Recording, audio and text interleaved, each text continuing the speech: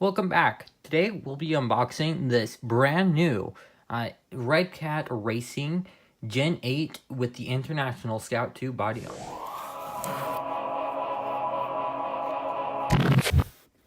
On the outside of the box, it tells you some information about it. Like it has a 61-degree approach angle and a 39.5 departure angle. It also tells you that it comes with a 47-degree turning angle and that it has 32 rubber sealed bearings on it. On this side, it tells you that it's ready for LEDs, 16 of them, and that it has a rigged body mounting system. On this side, it talks about the portal axles and the My 1 gear, steel gears. Now let's cut into the box and see what's on the inside. So, on top of the body, you get this non-poppable bubble wrapping to protect the vehicle. On this side, you get your instruction manual, which will, in extra supplies inside, which we'll go over later. And then you get the car. On top of the car, there's shrink wrapping to protect it from getting chipped or damaged during shipping. And we're out of the big box. We get shrink wrapping like we did before on top of the body. One thing I did notice is that it has no pins whatsoever on it anywhere. And to get the truck actually free, there are two things on the bottom which we have to cut. After that, the truck will...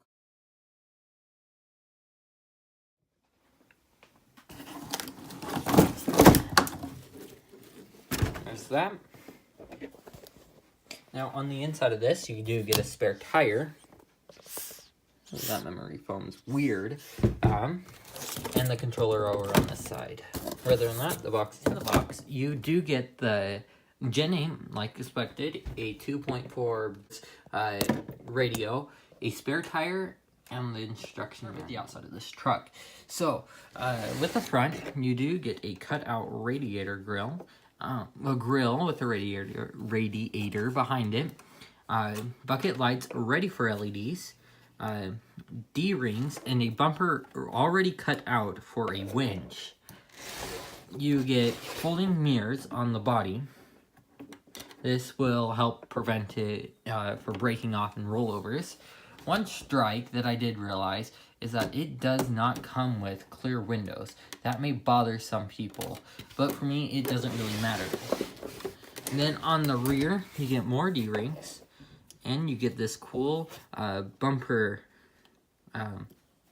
holder for the trailer. Also on the back, you can put LEDs. It is prepped for LEDs. Let's take off the body and see what's on the inside. But before that, I want to show you guys something cool. This body is not held on by body pins. Instead, it is held on by Velcro, which is located on each of the fender, on the fenders, and this attaches right there. It does it on all four of them. So on the front, you get the servo. It is mounted above the actual steel frame. And also, the shocks are oil-filled and are adjustable through these. You can also adjust where they sit through these 9 holes, which are pre-drilled. And right in between the two shocks, you get this 17-turn high-torque motor. Right here, it looks like you are able to put a fan if you'd like. And if you want to do body mounts over the Velcro, the body mount would go in right here. And then, yeah. So, I just found out a cool little feature about this truck. Right here, this truck does come with a slipper clutch, but you don't have to take the motor off to tighten it. All you have to do is unplug that little plug right back there, which is located right underneath the motor. And then with a 7mm Allen wrench, you're easily able to tighten it or loosen it. I think that's a cool feature, and it will be used.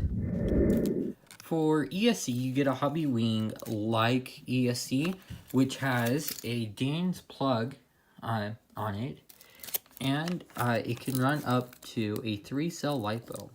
Here's the battery tray.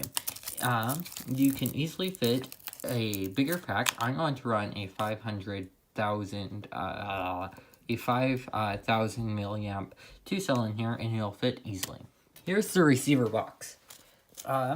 It's actually quite nice. Instead of having to open the receiver box when you want to get in and move some wires around, it is conveniently located on the outside. So when changing a servo or an ESC, you don't have to open the receiver to actually access the receiver.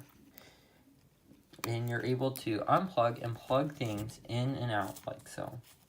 Now, one of the first things I did realize is that the antenna does not have an antenna tube on it. Well, don't worry. In the bag of extra stuff, that includes the manual and all that, there is an antenna tube. Now, one of the first things I did realize is that the antenna does not have an antenna tube on it. Well, don't worry. In the bag of extra stuff, that includes the manual and all that, there is an antenna tube. On the back of the vehicle, you do get portal axles, which are very nice. It lifts up the pumpkin housing up out of the way of sticks or debris which may be on the trail.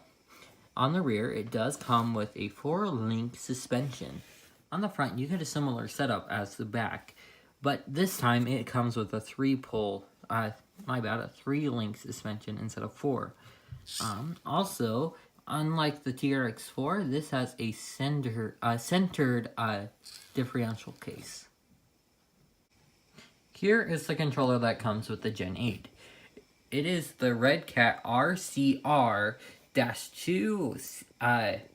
CE controller. This is a 2.4 gigahertz controller, and it comes with your basic stuff. It has your basic trims and an off-on switch. To run this, you do need 4 AA batteries. Let's talk about the tires now. On the tires, you get these little black hubs.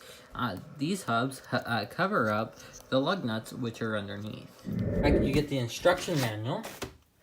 You get the antenna tube, which I'm going to be using because it doesn't come on the factory. It's recommended you put this on. Extra hubcaps and a little piece for tightening and loosening the slipper clutch. Body mounts and a tire and a place to put on the spare tire. So that was my unboxing of the Redcat Gen 8. If you enjoyed, please drop a like. Wish I'd hit 100 likes on this video. That would really help us out. Also, if you have not clicked that red subscribe button yet, you should smash it. Well, till next time, goodbye now.